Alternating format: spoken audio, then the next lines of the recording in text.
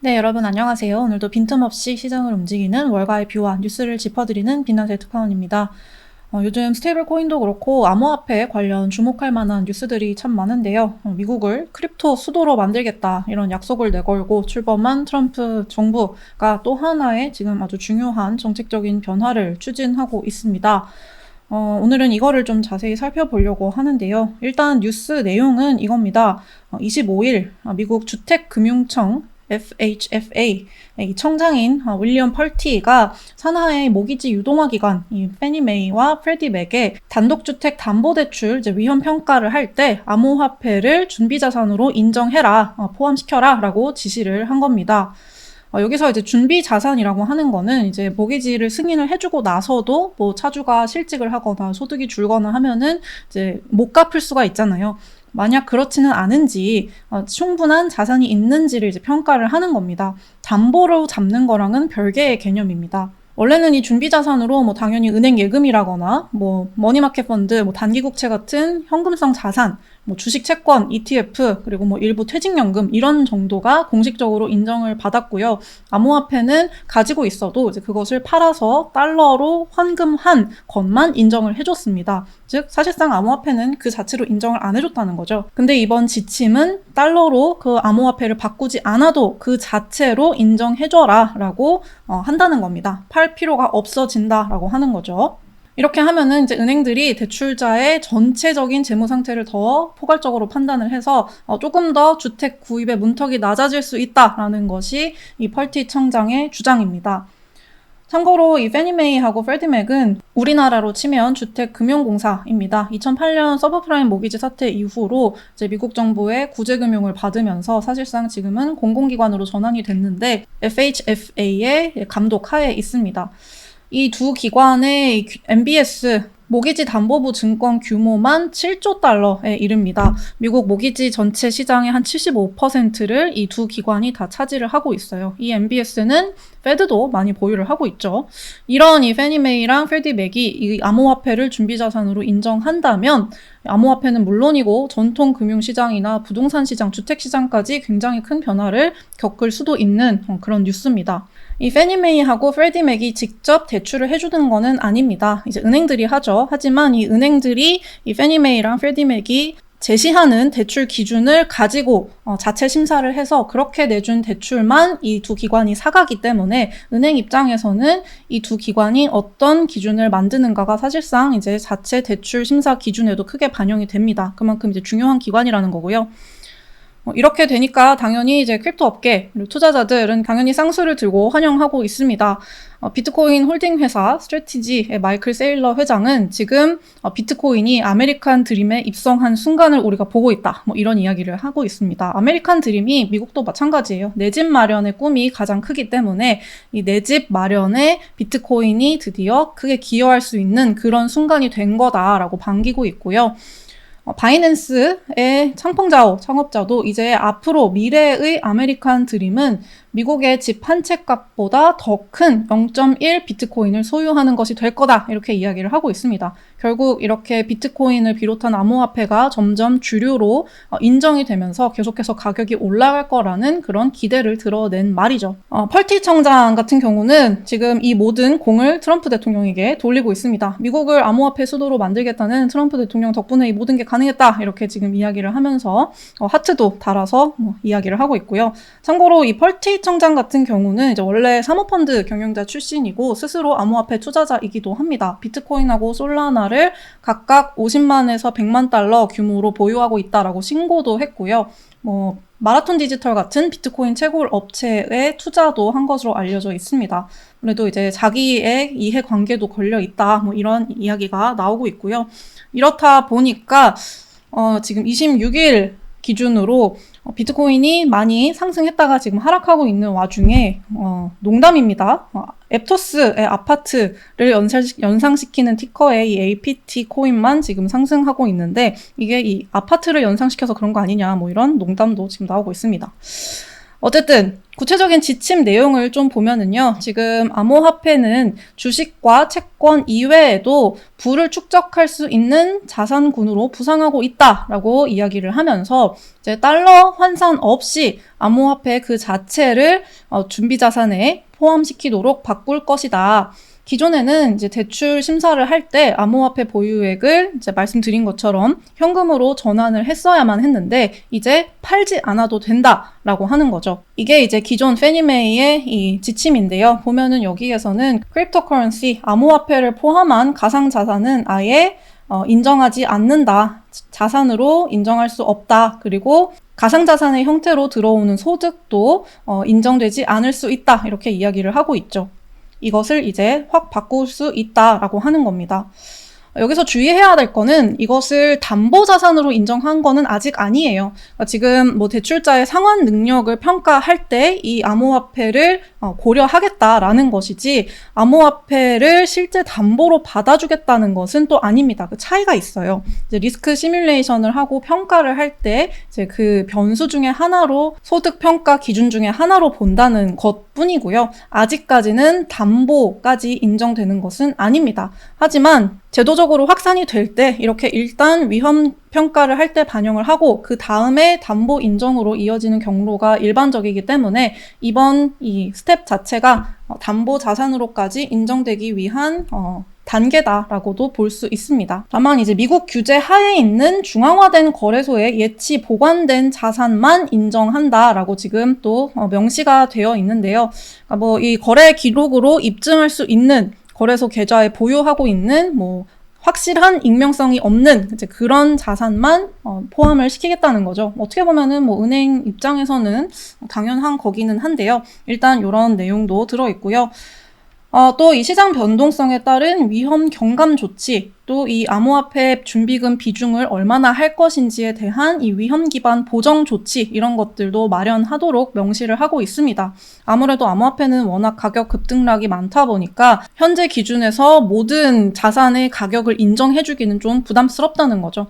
예를 들어 뭐 비트코인 가격이 지금 내일 당장 10% 떨어질 수도 있으니까 그 가치를 좀 일정 비율 낮춰서 인정해줄 가능성이 높다는 이야기이기도 합니다. 뭐 어쨌든 굉장히 혁신적인 이야기이기는 한 건데요. 사실 미국에서 이렇게 제도권 금융의 비트코인이 스며드는 그런 사례는 점점 빠르게 늘어나고 있었습니다. 제도권 채택이 점진적으로 늘어나고 있었는데 이제 트럼프 정부가 들어와서 엄청난 속도로 이제 점프업을 하고 있는 이제 그런 모습인 건데요. 이미 제도권 금융에 이 특히 비트코인이 얼마나 깊숙하게 편입되고 있었는지 두 개의 사례를 좀 보려고 합니다. 기존에도 이렇게 비트코인 담보 모기지 상품이 미국에는 있었습니다.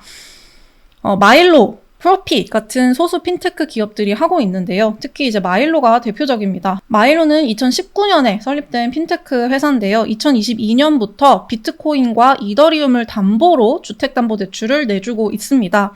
담보 설정할 때 담보 인정 비율 100%까지 해주고요. 이자율은 9에서 10% 정도로 지금 좀 높은 수준이기는 합니다. 전통적인 대출이 이제 7에서 8% 정도일 때 그거보다 조금 높기는 하고요. 그래도 이제 LTV 100%까지 해주고 이 마일로 같은 경우는 현재 총 대출 누적 규모가 2억 5천만 달러 한화로 한 3,400억 정도 되는데 그렇게 큰 회사는 사실 아니죠. 이 중에서 암호화폐 담보 대출 규모는 6,500만 달러로 확실히 작습니다.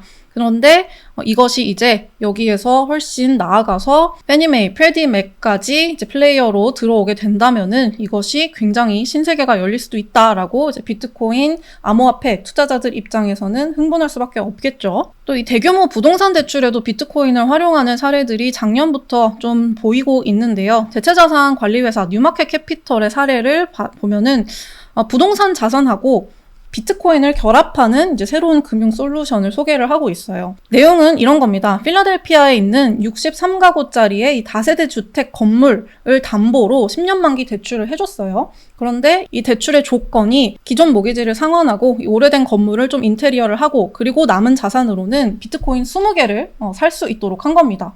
그리고 이 뉴마켓 캐피털은 비트코인도 아파트 건물과 함께 담보로 설정을 한 겁니다. 차주는 언제든지 중도 상환 수수료 없이 대출을 상환할 수 있는데 상당히 이례적이죠. 그런데 비트코인에 대해서는 최소 4년간 에스크로에 보관하도록 했어요. 왜냐? 비트코인이 4년 이상 기간 투자했을 때에는 수익률이 굉장히 안정적이기 때문이다 라고 CEO가 설명을 합니다. 비트코인 투자 역사를 통틀어서 어떤 4년 기간을 선택해도 최소한 수익률이 23%는 됐고 중앙값이 91%였다. 절반 이상은 4년 이상 보유했을 때 91% 이상의 수익률이 나왔다는 거죠.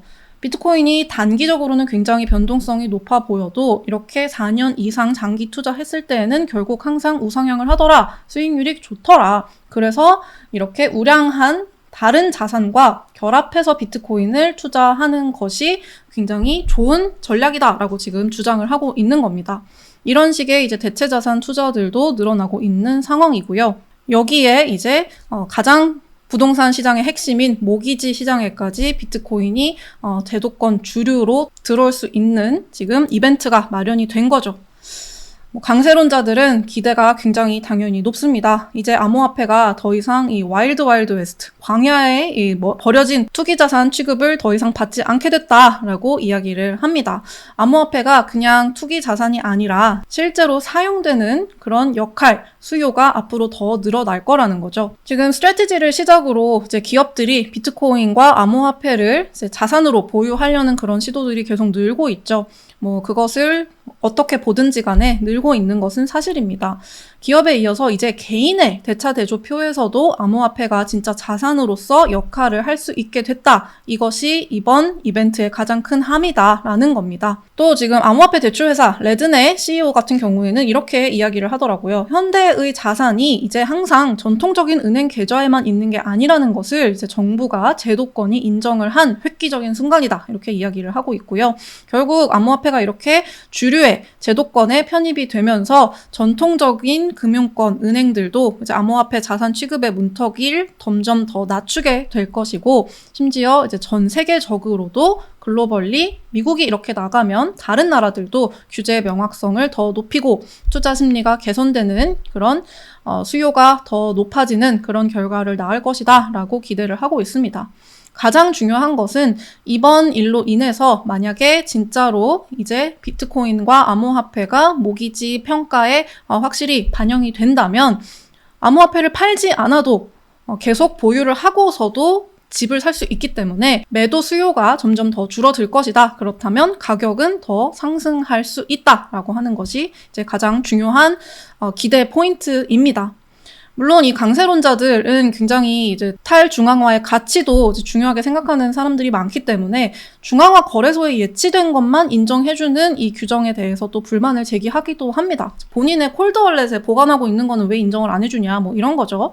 근데 현실적으로 익명성이나 사기나 자금 세탁 방지 규정 이런 것들을 생각했을 때 어쩔 수 없는 조치가 아닌가 싶기는 합니다. 이제까지는 좋은 것들만 이야기를 했는데 사실 리스크도 당연히 생각을 해봐야 되죠. 특히 이제 월가에서 보수적인 투자자들은 2008년 서브프라임 모기지 사태를 떠올리기도 하고 있습니다.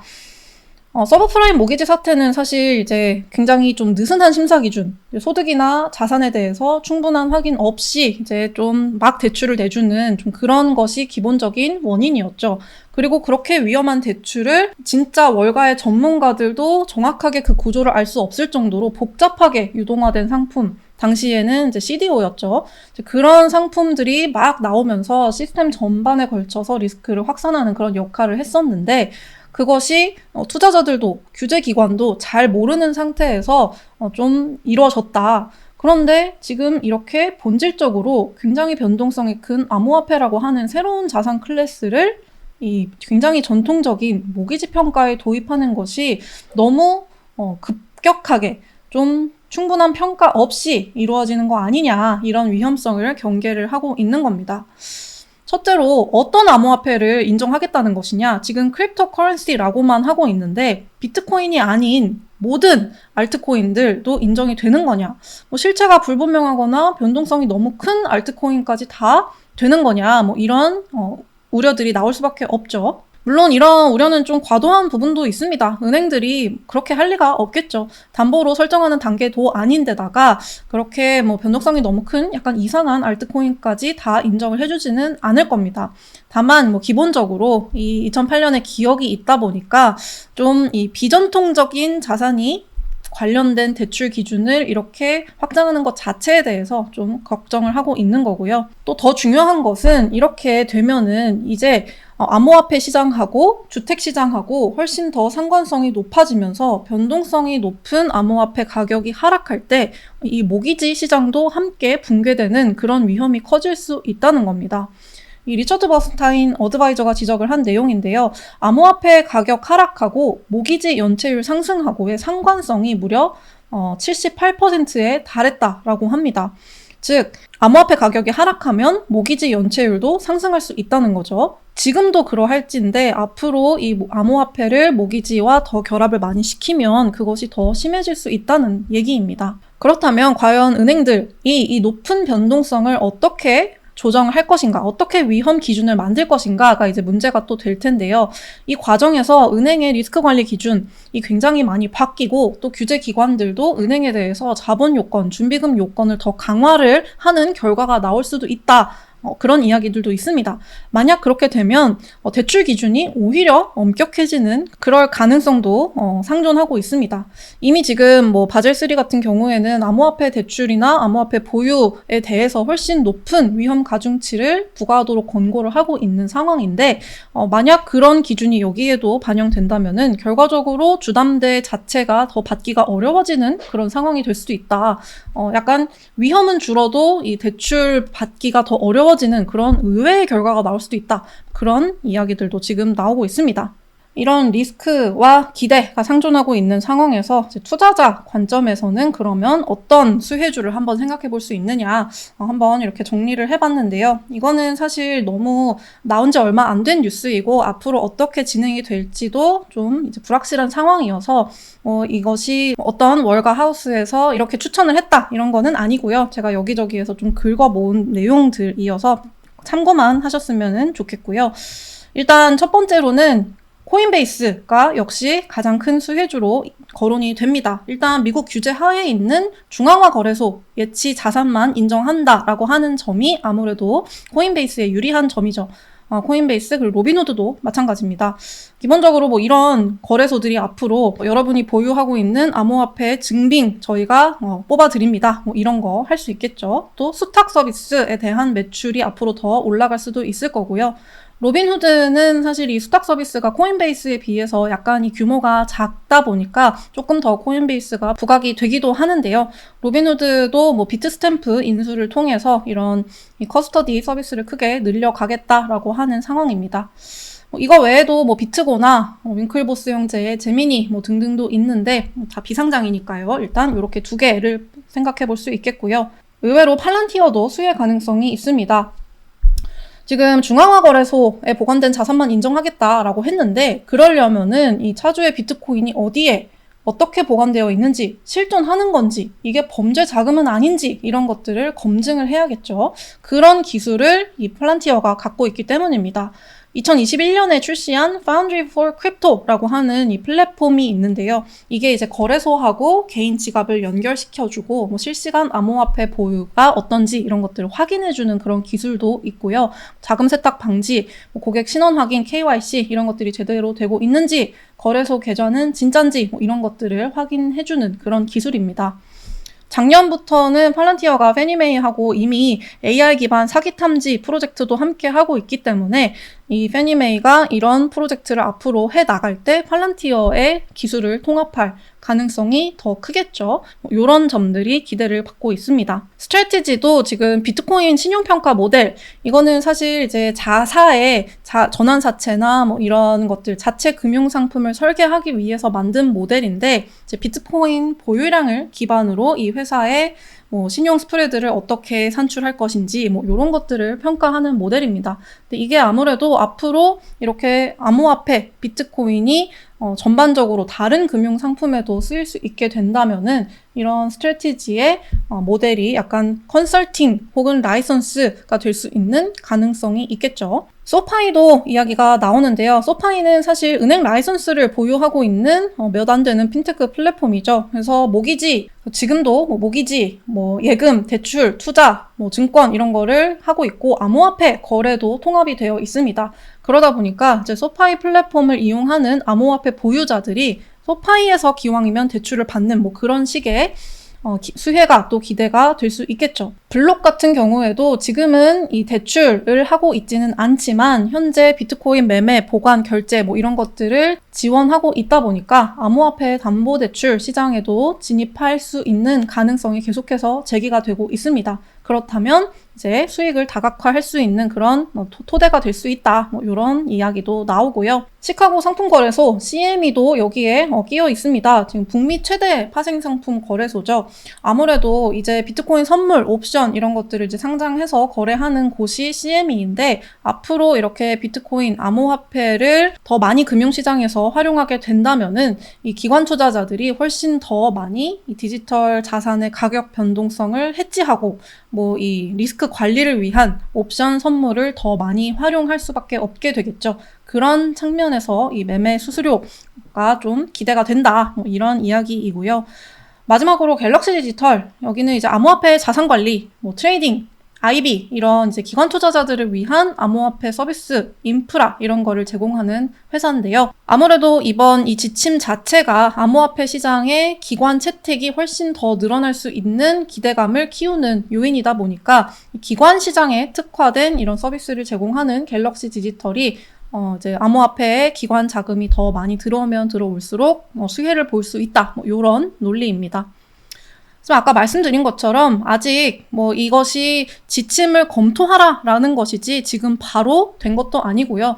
암호화폐 인정 범위가 어느 정도 될지, 이 가치 평가를 어느 정도 해줄지 굉장히 시행 범위, 일정 이런 것들의 불확실성이 있기 때문에 지금 당장 이것을 너무 올인을 하자 이런 이야기는 아닙니다. 또 이것이 앞으로 진행이 되더라도 이렇게 되면은 이 암호화폐와 모기지 금리, 주택시장 여건 이런 것들이 다 맞물려서 돌아가게 되는 훨씬 더 복잡하게 될 수 있기 때문에 이런 기업들을 투자를 할 때에도 이런 변수가 앞으로 더 많아지겠구나라고 하는 점도 함께 고려를 해주셨으면 좋겠습니다. 네, 오늘도 함께 해주신 여러분 감사하고요.